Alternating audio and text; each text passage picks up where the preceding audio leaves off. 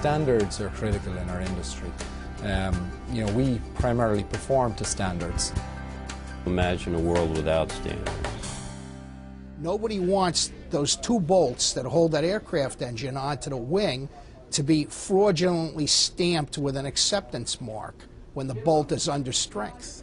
Nobody wants medications delivered that in fact don't have the potency or efficacy or dosage that they're supposed to have. Nobody wants consumer electronics that radiate RF energy at levels that would be hazardous. Companies and countries sending their product to the United States need to be held to the same standard that our companies are here in the United States. If I had a customer from overseas that wanted me to test, because we can test for the world, of course they have to comply with all of the United States regulations in order to come into the United States. By testing, we could show compliance with a lot of the rest of the world as well. Fine balance that has to be struck between restricting innovation and pushing things so far that they contain a lot of defects or latent defect issues. Obviously, one of the things that there has to be is if you're going to write a regulation, there has to be effective surveillance of the regulation.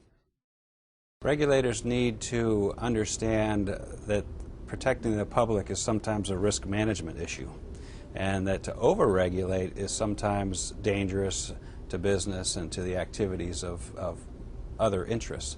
So what regulators need to do is to be in touch with various associations, groups, and the public to understand how their regulation should fit the need.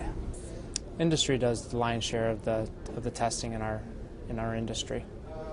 There is some oversight provided by certain agencies, like the DOT. They provide some oversight, and they have their own testing laboratories. But for the most part, it's the private sector that does the testing. Good standards result in good product. Poor standards result in poor product.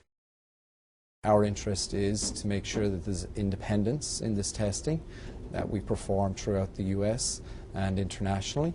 That independence is important because it ensures that the product that's tested is separated from the manufacturing process during testing, and therefore we can validate and verify that the product will do what it says it's going to do.